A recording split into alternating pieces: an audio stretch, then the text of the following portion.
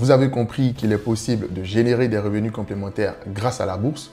Vous avez envie de vous lancer, vous avez envie de commencer, mais ne savez pas trop comment ça marche. Bonjour et bienvenue, je m'appelle Ondry Menon et aujourd'hui dans cette vidéo, je vais vous expliquer pas à pas tout ce que vous devez savoir pour commencer à investir en bourse et enfin commencer à générer vos revenus complémentaires. La bourse, c'est tout simplement un marché sur lequel des vendeurs et des acheteurs vont se rencontrer pour faire affaire. Pour mieux comprendre ce que c'est que la bourse, je vais faire un parallèle entre la bourse et le marché de votre quartier ou le marché de votre ville.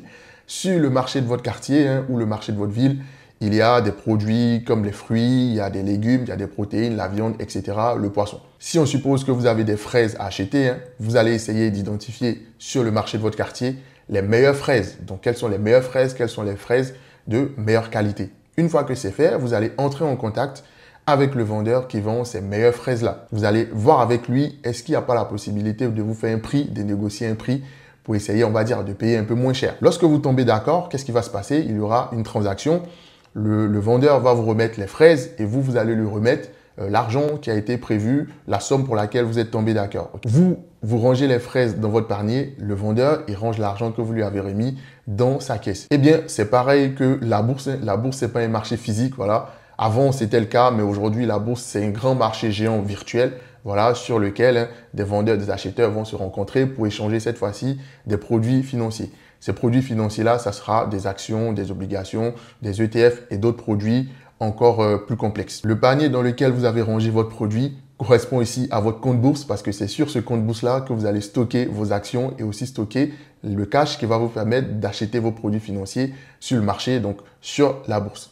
Attention, il y a des règles sur ce marché-là. On ne peut pas faire ce qu'on veut. Voilà, il y a un régulateur qui contrôle ce qui se fait sur ce marché-là. Typiquement, sur un marché classique, vous ne pouvez pas aller renverser les légumes des gens. Vous ne pouvez pas aller voler sur le marché. Donc, c'est pareil. Sur la bourse également, il y a un régulateur. En France, c'est l'AMF, donc l'autorité des marchés financiers, qui est le gendarme de la bourse, qui définit un certain nombre de règles à respecter. Il y a des choses que vous pouvez faire et il y a des choses que vous ne pouvez pas faire. Comme tout bon marché, il y a aussi des horaires d'ouverture. Le marché, vous ne pouvez pas aller au marché de votre quartier à 21 h. Généralement, c'est fermé. Donc, pareil, sur la bourse, en France, c'est entre 9 h et 17 h 30 qu'on pourra aller acheter des produits financiers. En dehors de ces heures-là, ce ne sera pas possible de réaliser des transactions. En plus du régulateur, du gendarme qui essaie de surveiller le marché, il y a d'autres entités. Voilà, vous n'êtes pas tout seul entre vous, l'acheteur et le vendeur. Il y a des intermédiaires. Il y a notamment l'entreprise de marché. C'est grâce à elle que les entreprises sont cotées sur le marché. Les entreprises que vous allez acheter, il faut bien que quelqu'un puisse les lister quelque part. Donc, c'est l'entreprise de marché. En France, c'est Euronext, l'entreprise de marché, qui va se charger de gérer le marché, de permettre la cotation des valeurs. Vous avez aussi des courtiers parce que vous vous souvenez, sur le marché classique, le marché de votre quartier, vous allez directement voir le vendeur pour acheter les produits. Sur le marché financier, c'est pas comme ça que ça se passe. Il y a un intermédiaire entre vous et les vendeurs et ces intermédiaires-là, ce sont des courtiers. C'est grâce à eux qu'on va pouvoir accéder aux produits qui sont cotés sur le marché, les actions, les obligations, les ETF dont j'ai parlé tout à l'heure. Il y a aussi des fournisseurs de liquidités parce qu'on est sur un marché. Quand on veut acheter, on veut toujours qu'il y ait quelqu'un pour nous vendre.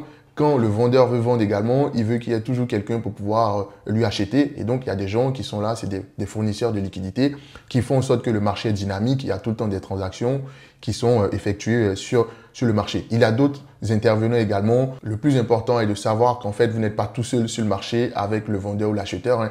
Il y a des entités intermédiaires qui permettent le bon fonctionnement du marché. À ce stade, vous savez plus ou moins qu'est-ce que la bourse, vous avez une idée de comment ça fonctionne, mais allons voir les produits justement qui sont échangés sur ces marchés-là. Qu'est-ce que c'est concrètement, comment ces produits-là fonctionnent. Donc, sur les marchés financiers, on pourra acheter des actions, des obligations, des ETF, comme je l'ai dit.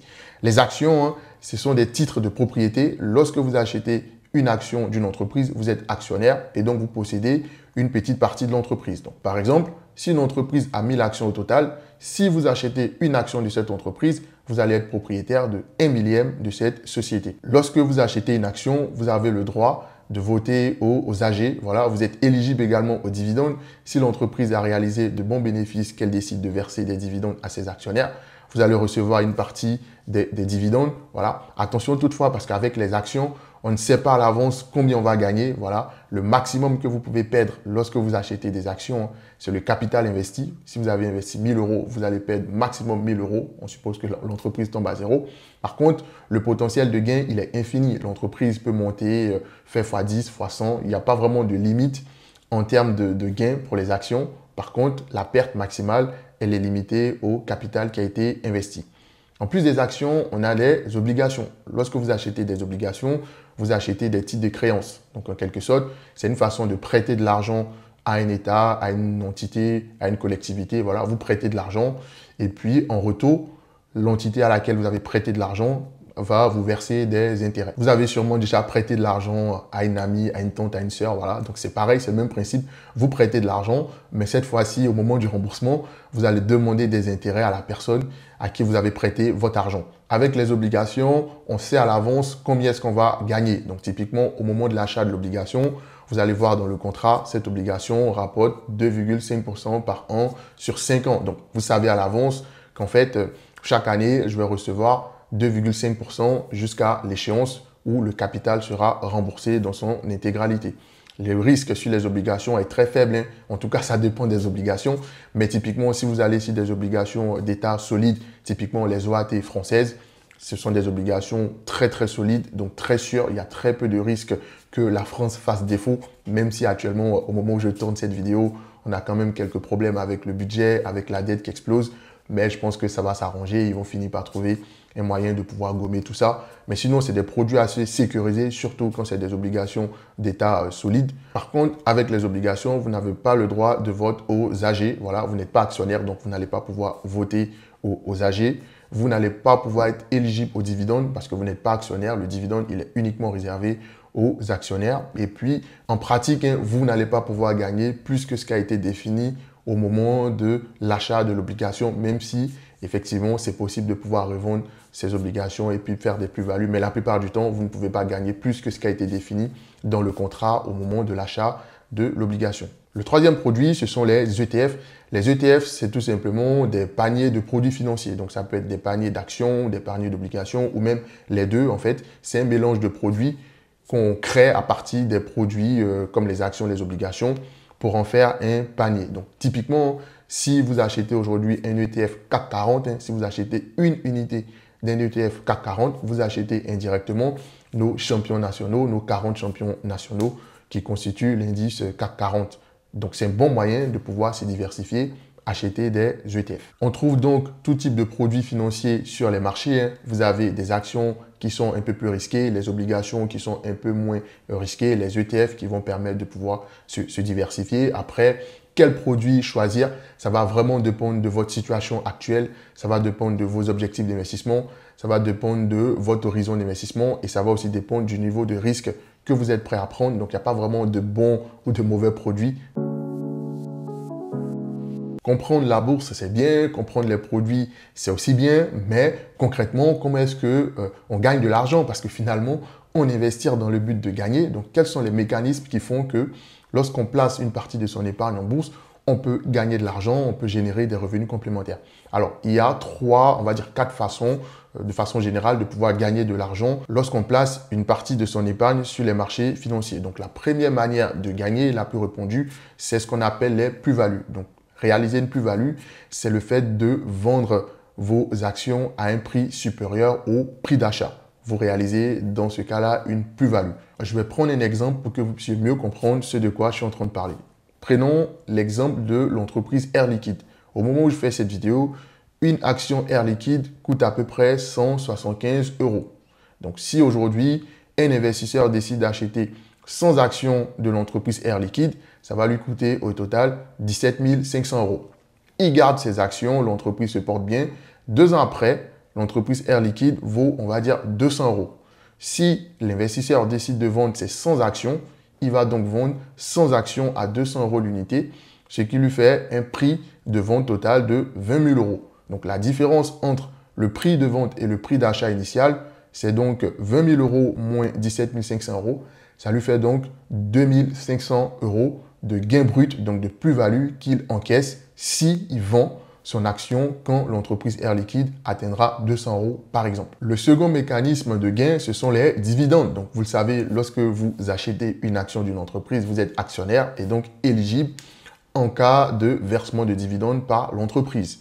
L'entreprise Air Liquide a versé pour l'exercice 2024 3,30 € par action à ses actionnaires. Et donc, si un actionnaire avait 1000 actions de l'entreprise Air Liquide en 2024, au moment du versement du dividende, cet actionnaire-là, il a reçu 3300 € brut. Et donc, les dividendes, c'est un second mécanisme qui permet de gagner lorsqu'on place une partie de son épargne en bourse. Le troisième mécanisme, c'est ce qu'on appelle les actions gratuites. Il y a des entreprises qui vont donner des actions gratuites à leurs actionnaires pour récompenser la fidélité de leurs actionnaires. Donc, typiquement, l'entreprise Interparfums, pour l'exercice 2024, a versé en 2025 une action gratuite pour 10 détenus.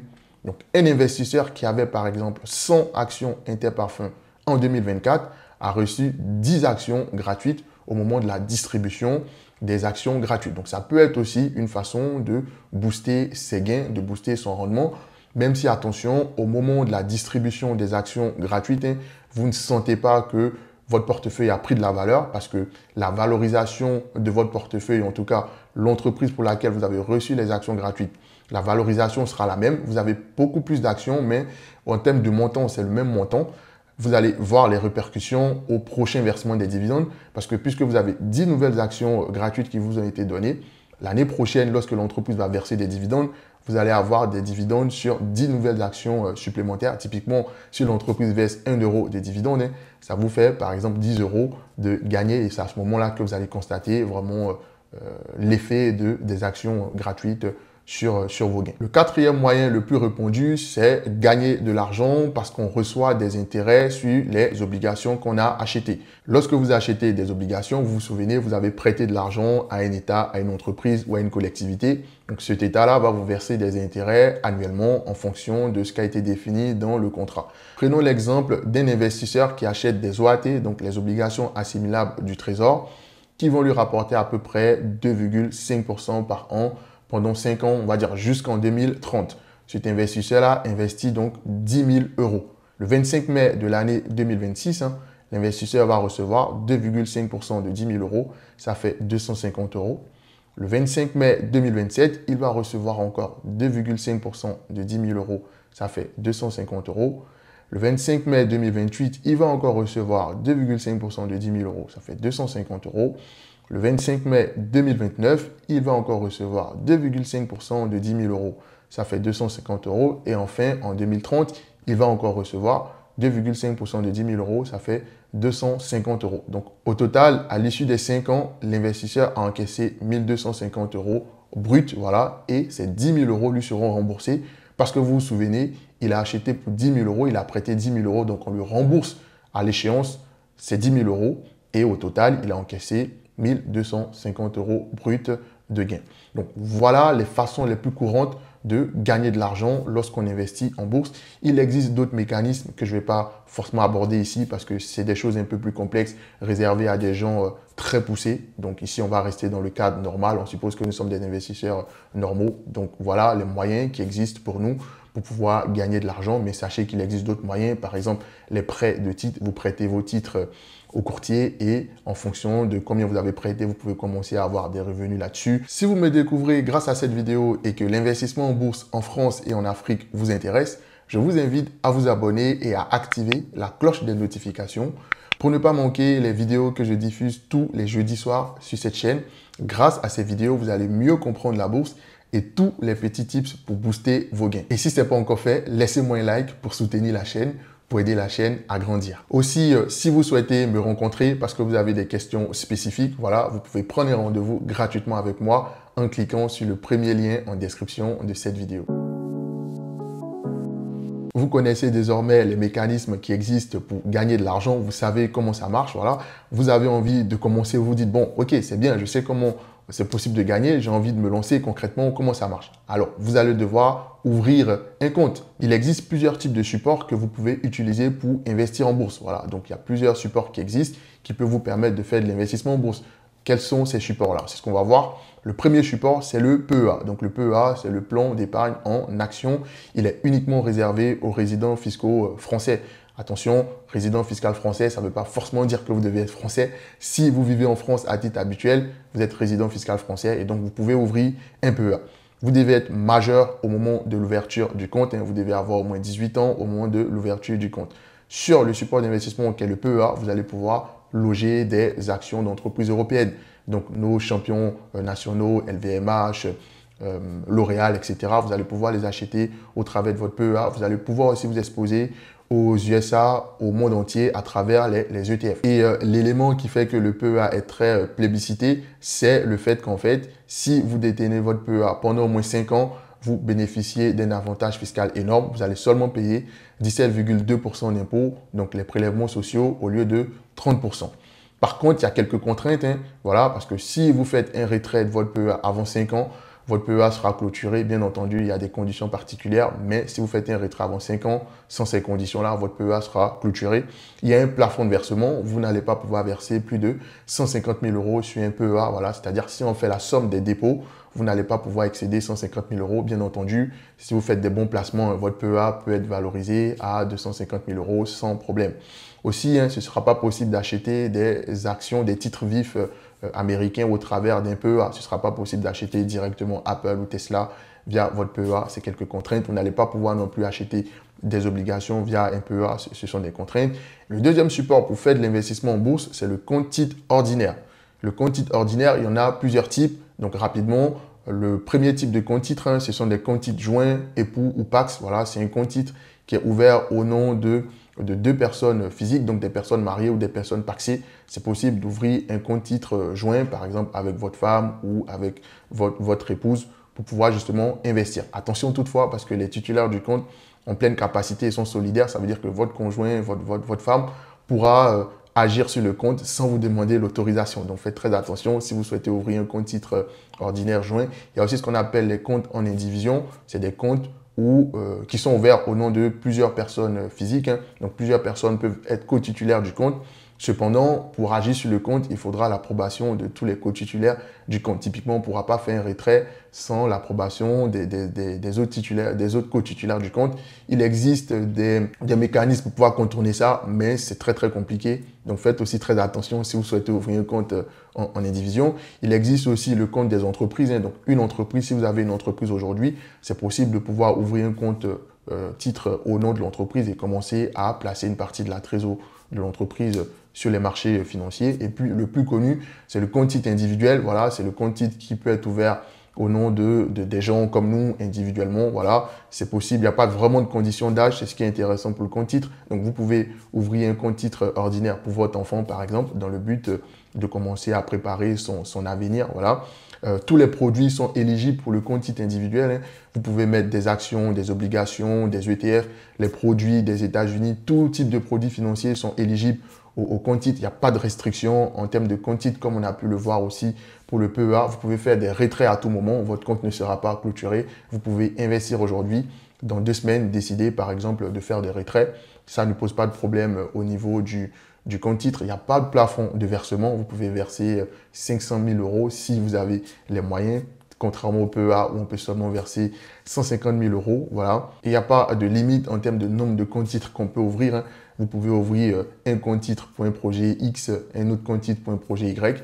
Vous pouvez en ouvrir autant que vous souhaitez. C'est même ce qui est recommandé parce que ce qu'il faut savoir, les titres qu'on a en portefeuille sont garantis à hauteur de seulement 70 000 € et le solde espèce est garanti à hauteur de seulement 100 000 €. Donc, quand vous avez plus de 150 000 €, plus de 100 000 € à investir, la plupart du temps, c'est mieux de voir est-ce que je ne peux pas diversifier les courtiers. C'est ce qui est recommandé. Par contre, la fiscalité du compte titre est assez lourde, voilà, parce qu'il faut payer 30% d'impôt, le prélèvement forfaitaire unique, donc constitué de 17,2% les prélèvements sociaux et 12,8% l'impôt sur le revenu. Après, selon votre tranche d'imposition, vous pouvez opter pour le barème progressif de l'impôt sur le revenu. Le troisième support qui existe pour faire de l'investissement en bourse, c'est l'assurance vie. Donc, il est très peu abordé lorsqu'on parle d'investissement en bourse, mais sachez que c'est possible à travers une assurance vie de pouvoir investir, faire de l'investissement en bourse. Voilà, il n'y a pas de condition d'âge pour ouvrir une assurance vie. Vous pouvez ouvrir une assurance vie pour votre enfant, pour vous, etc. Il n'y a pas de condition d'âge. Il y a une diversité de produits. Vous allez trouver les actions, vous allez trouver les obligations, vous allez trouver les SICAV, vous allez trouver les fonds communs de placement, vous allez même trouver l'equity. Il y a aussi les SCPI, une façon de faire de l'immobilier papier qui est très appréciée aujourd'hui dans le monde de l'investissement. Généralement, ça se fait via l'assurance vie. Voilà. Vous pouvez faire des retraits à tout moment. Il n'y a pas de contrainte en termes de retrait pour l'assurance vie. Il n'y a pas de plafond de versement également. Voilà. L'assurance vie offre une fiscalité avantageuse après au moins 8 ans de détention. Vous pouvez bénéficier d'un abattement de 4 600 € si vous êtes seul, ou encore 9 200 € si vous êtes en couple.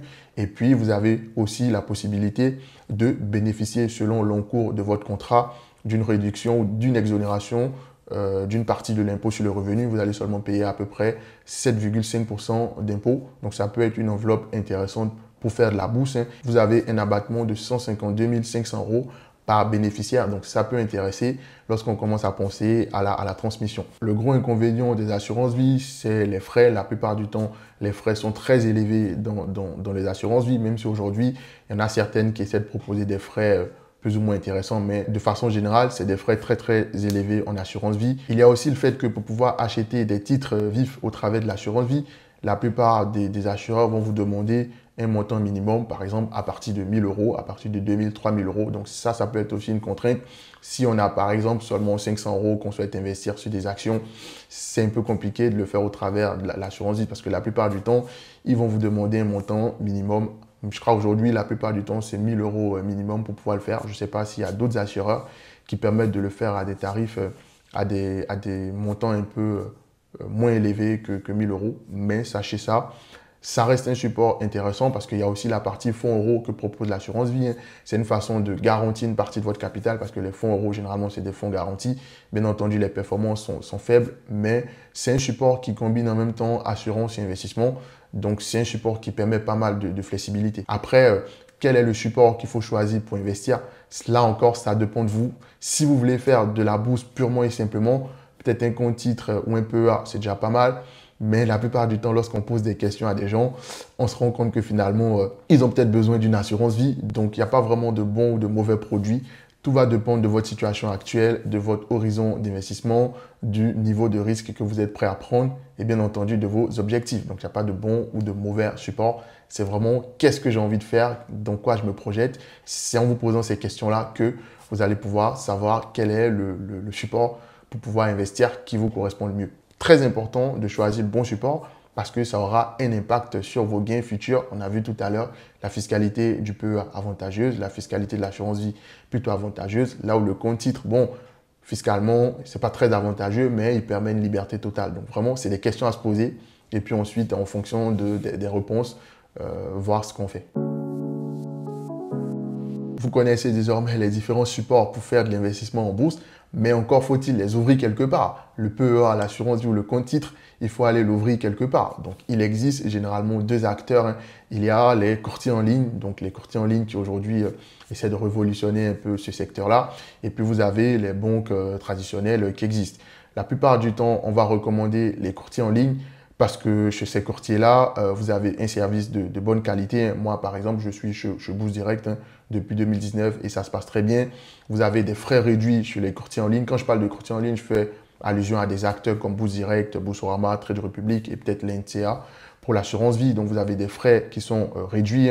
Vous n'avez pas de frais de tenue de compte. Vous n'avez pas de frais de conservation de titres, par exemple.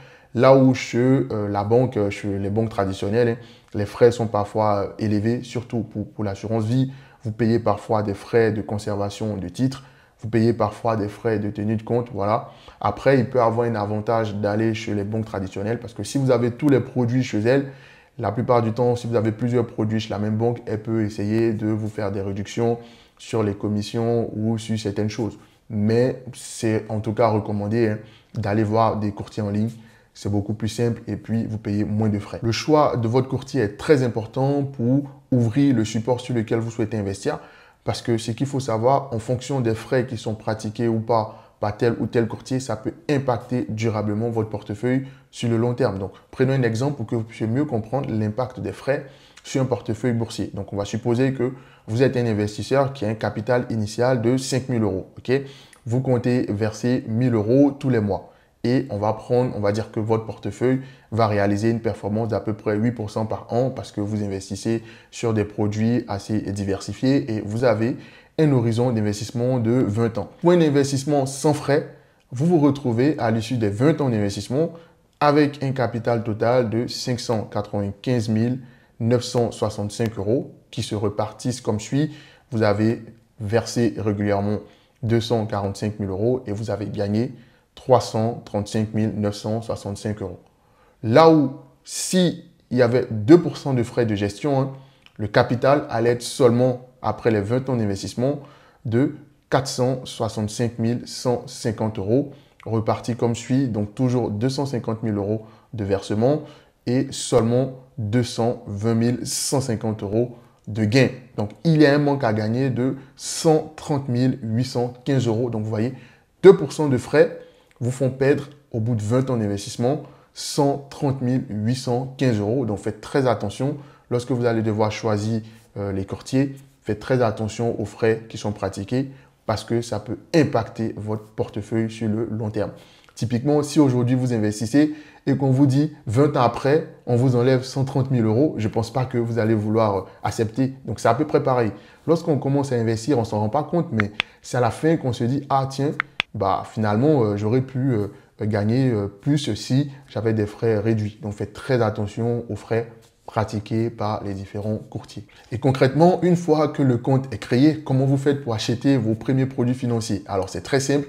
Une fois que votre compte est créé, vous allez tout simplement approvisionner votre compte à l'aide de votre compte bancaire. Donc, vous allez faire un virement de votre compte bancaire vers votre compte bourse qui a été créé, que ce soit un PEA, un compte titre ou une assurance vie.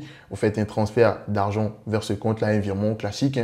Une fois que votre compte sera approvisionné, que ce soit le PEA, le compte titre ou l'assurance vie, vous allez pouvoir acheter tous les produits financiers que vous souhaitez. Donc, c'est très simple. Créez le compte, approvisionnez le compte. Et une fois que le compte est approvisionné, vous pouvez commencer à acheter tous les produits financiers que vous souhaitez. Tout investissement comporte des risques. Lorsqu'on décide de placer une partie de son épargne en bourse ou d'investir, il y a un risque de perte partielle ou totale en capital. Et donc, il faut connaître les risques auxquels on pourrait être exposé lorsqu'on décide de placer une partie de son argent sur les marchés financiers.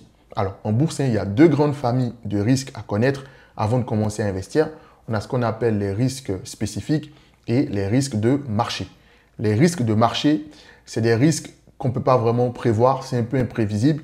C'est typiquement une crise qui arrive, une crise économique. Donc, vous voyez que c'est très compliqué de prévoir une crise, typiquement le Covid. Ce n'est pas des choses qu'on peut prévoir. Donc, les risques de marché, ce sont des risques qui vont affecter le marché dans sa globalité. Donc, toutes les actions vont baisser, tous les secteurs d'activité vont baisser, toutes les zones géographiques vont baisser. C'est un peu ce qu'on a, ça a été un peu le cas pendant le Covid.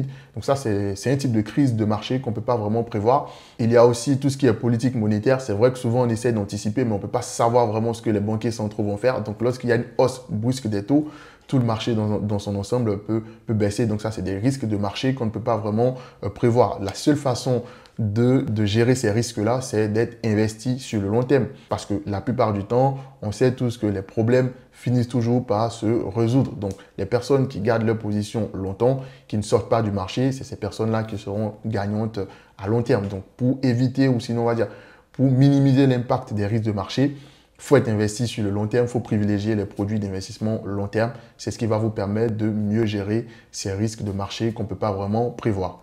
Ensuite, il y a les risques spécifiques. Donc, comme le nom l'indique, c'est des risques qui sont spécifiques à un secteur d'activité particulier, à une zone géographique particulière ou à une entreprise particulière. Donc, par exemple, une entreprise qui publie de mauvais résultats, forcément, ça va entraîner la chute du titre de l'entreprise. Donc, les actions, le prix va commencer à baisser et donc l'investisseur va potentiellement perdre, en tout cas, il va réaliser des pertes latentes sur son portefeuille. S'il y a par exemple un durcissement de régulation d'un secteur, typiquement le secteur du tabac, s'il y a un durcissement de la régulation, ça va impacter le secteur dans son ensemble. Donc, toutes les valeurs qui sont dans le secteur du tabac vont prendre cher, vont possiblement dégringoler. Donc, vous voyez, les risques spécifiques, ça affecte vraiment un secteur particulier.